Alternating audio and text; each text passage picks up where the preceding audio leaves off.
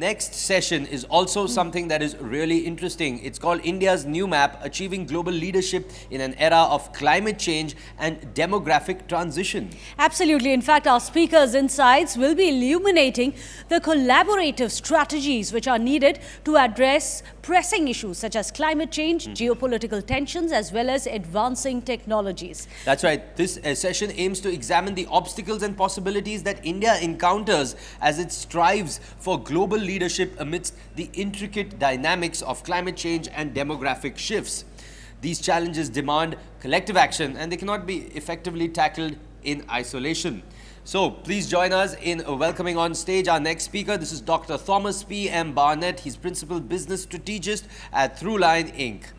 Over to you, Dr. Barnett. Definitely we can have a louder round of applause for him.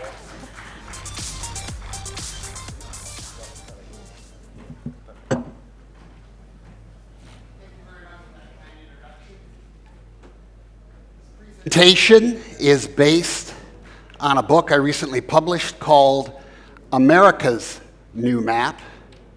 The story I'm going to tell you begins with US-style globalization, an international liberal trade order born of American ambition after the Second World War. That dynamic sweeps the planet, transforms it, gives us three structural changes this century. First, demographic transitions, the price of admission to global value chains. Climate change, the mother of all externalities. And the prize, a majority global middle class for the first time in human history. Any one of those three would herald a new era in world affairs all by themselves. Together, they are going to trigger North-South integration on a scale almost unimaginable from historical perspective. So that new international economic order is coming, whether we want it or not. That process of integration dovetails with a regionalization imperative that we've seen really since the great financial collapse of 2008, but accelerating most recently. It reflects a logical consolidation of supply chains around the world in response to the fact that Asia is now largely risen. At the same time, it triggers a superpower brand war over that majority global middle class, increasingly located in the global south. We are entering an era, about 4 or 5 decades, when those three big structural changes will play out very dramatically. This zone of turbulence is going to be difficult to imagine and difficult to manage. Scientists tell us that species all over the world have to adapt, have to evolve at 10,000 times the normal rate. So the choice for all species, because of climate change, is basically adapt, move, or die. Most species on the planet are going to die in the next 4 or 5 decades. But people are going to be put on the move like crazy, and communities, enterprises, nation states are going to be forced to evolve. Nobody who goes in at this end is going to look the same coming out this end. And that's especially true for India. The US system of globalization, the world order that we birthed and nurtured and defended these last 7 decades, it's built on rules. Globalization comes with rules, but not a ruler. The success of that situation, beyond doubt, for the first time in human history, something that I was told my entire life until very recently was absolutely impossible. And frankly, geopolitical analysis today totally ignores the fact that we've created a global majority middle class, which is huge. America wanted peaceful multipolarity. Frankly, we got it. Despite all the talk about going to war with China and Washington right now, it's amazing how peaceful our multipolar world is. Okay, that multipolarity, frankly, scares the hell out of the average American, especially older Americans, because it's not a world they grew up in. But we're getting used to it. To navigate a demographic transition, to exploit it successfully for urbanization, industrialization, integration into global value chains, very hard.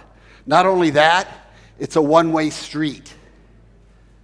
There are turning points in that journey, but there are no turning back points. The balancing of reduced fertility and the stockpiling of old people is very stressful. Japan is struggling with this dynamic right now, so is South Korea, so is much of Europe. China's century, so-called, curtailed overwhelmingly by this dynamic. The demographic dividend has, for the last several decades, enabled the sequential rise of power after power, each of them believing that they've come up with an economic model that's never been seen before and will allow them supremacy from here on out. And each of them are disabused of that vision. So enjoy your trajectory now, because you're going to get old like everybody else. I can track the history of globalization by a series of demographic dividends. It's now centered in Southeast Asia and shifting over time very rapidly towards India, which logically becomes the primary integrator of Africa, which is going to have the biggest demographic dividend of all time, about $1 billion. This map also fits my family. My wife and I had 3 kids, adopted 1 from China, adopted 2 from Ethiopia. So I've been working this process myself as best as possible. Climate is going to change everything. Lower latitudes are going to experience increasingly temperature and precipitation historically associated with the Saharan desert. This middle band, I call it Middle Earth, stretches 30 degrees north and south of the equator. Most of the global middle class that comes online in terms of consumption will do so in that band. That band encompasses a great deal of India, the majority. Species all over the world are moving towards the poles and up in elevation. Thousands and thousands of studies tracking this. Climate velocity shifts weather patterns around the world. History says humans follow.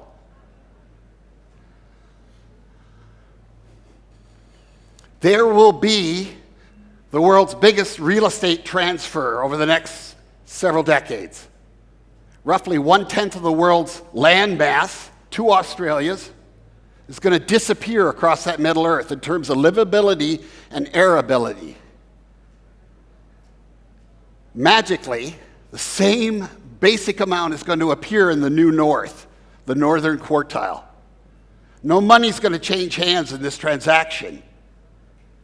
And the irony is, of course, the people who caused climate change are going to get that extra land, and the people who didn't are going to lose that land.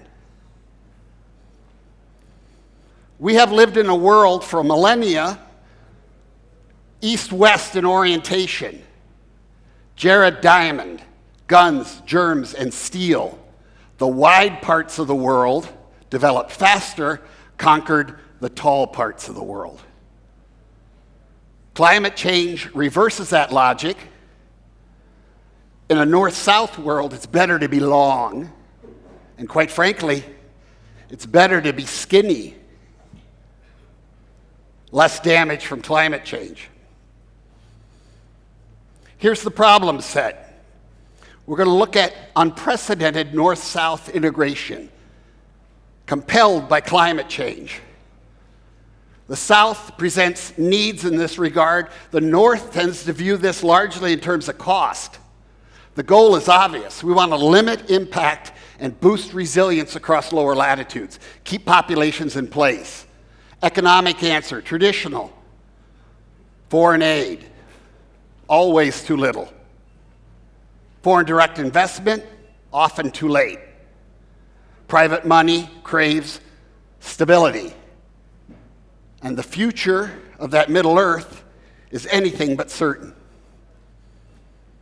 Governments in this part of the world are going to see their farmland shrink and their cities boom.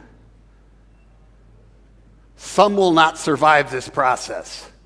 They'll become failed states. Those that do become failed states will be viewed as military threats by many in the North, if only for sending their way climate migrants. If I live in this situation, the question is, should I stay or should I go? If I go to the city because I can no longer live off the land, I become subject often to informal economy, exploitation, and to criminal groups. I may give up, leave the country, go one country over. If I get tired enough, I head north, sometimes thousands of miles, oftentimes on foot. At that point, the North has a response, a political response: resettle or repel. Recently, Saudi security forces killed about 1,000 Ethiopians, all of them, I would argue, climate migrants coming over the border from Yemen, escaping a mega drought. Italian Coast Guard let a ship with 1,000 climate migrants sink in front of them, all hands aboard, drowned in the Med. The U.S. governor proposes shooting even women and children coming across the Rio Grande River. This dark future already arrived. I argue for a whole of government soft power response. The North needs to offer the South eventual membership in larger unions, socialize the risk, increase certainty, attract the foreign direct investment, keep resilient populations in place, extend security networks, depress threats. Superpowers are going to work their vertical slice, north and south, because pain prioritizes. We are entering an era of superpower brand competition for the heart and soul, or the stomachs and wallets of that majority global middle class. These processes I describe are going to create a lot of geopolitical orphans, climate migrants, failed states. That triggers sort of a free agency mindset. If we had global free agency, if any country in the world could join any other union, any other franchise, I ask you to imagine which of the northern superpowers, to include China, would get bigger on that basis or smaller? Which global brand appeals the most? I will tell you, the Europeans have a brilliant brand. It is so attractive, the Russians need to invade their neighboring countries to prevent their defection to the EU and NATO. The EU is growing, 10 in the pipeline. That's how you win in the 21st century. You don't invade them, they choose to belong with you. Putin uses 19th century tactics, hostage-taking former Soviet republics, trapping them in frozen conflicts, denying them to the EU and NATO. The Russians are busy. What do they win for this? Deglobalization from the West, and they get to become China's economic vassal, because everybody loves a seller who's desperate to move product. The Chinese have their economic variant of integration. The Belt and Road Initiative is a good thing. Globalization needs the newly most integrated economy to thereupon integrate those coming up. That's how the process works. But the Chinese play a complex game. They want to achieve network centrality in your 5G network, in your Internet of Things, in your AI of Things. And their ambition is ultimately to sell you safe city, smart city solutions that are really the makings of Orwellian omnivalence. So you get deeper and deeper into this process, and then you notice that the Chinese are operating secret police stations within your territory, which is a weird, subnational sort of intervention.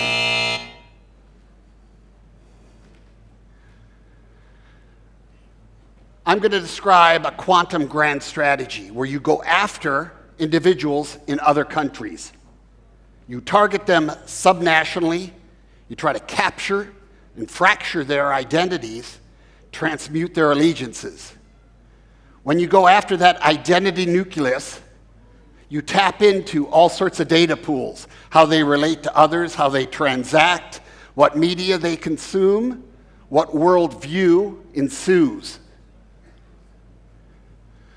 All that penetration, all that data collection allows your AI to get smarter and smarter and smarter. You begin to anticipate the needs. And the more you can do that, the more you can condition the target. So the goal here is to capture. Now, in the West, we have players who dominate each of those levels. In the West, they tend to compete. In authoritarian governments, they tend to collaborate. And that's when they can really get inside. Doesn't matter if you take the red pill or the blue pill, they got you. China's building that matrix, one country at a time, one smart city at a time, one citizen at a time. If you think a foreign government can't capture the allegiance of your individual citizens, I would say check out Vladimir Putin's hold on America's Trump right-wing base, which is absolutely amazing. Body snatching of the highest order. So we get to India. China, by all rights, should be integrating India in global markets and flooding this place with FDI. India's wary of taking Chinese foreign direct investment. I understand it. America would like to see India help it contain China. I think that's a terrible idea. The world doesn't need China to fail. India doesn't need China to fail. China needs India to succeed because India is going to be the integrator of note for Africa. We can't disrupt that chain. We need to extend that chain. So we talk about powers rising, being risen, being past their expiration date, so to speak, and we talk about countries starting out as market players and moving towards, aspiring to, being market makers. America cheated and stole its way to the top, like everybody has done throughout history. And as you get richer, you start to care about intellectual property and being interpreted as a respected stakeholder. We embraced a market-making role after the Second World War. That begat globalization. That identity crashed and burned around 2008. And we've seen America turn inward and very rapacious in its relations with the outside world. 2024 election, even with the rebound from Trump, it's not going to fix anything in America, whether Trump comes back or not. China aspires to be an ethical market maker. And it looked really good until Xi Jinping decided he was the only guy who can run that country from here on out. And everything's gone downhill since. So China's future is cloudy. India has a path forward. The question is, are they going to be more like Russia, ethno-nationalist, fascist, irredentist? Are they going to be more like the EU, transnational, supranational, universalistic appeal? India's got a complex road ahead. This is a map my country made. We have hard copies over there. You're willing to take them? I thank you for your time and attention. Dr. Barnett, thank you so much, especially for explaining how climate change is going to be within the concept of changing and within the context of changing socio-economic policies also, which are perhaps required in that middle world. So it's wonderful that you've put all of that into perspective. Thank you so much for joining us here at the Global Business Summit. Big round of applause for him.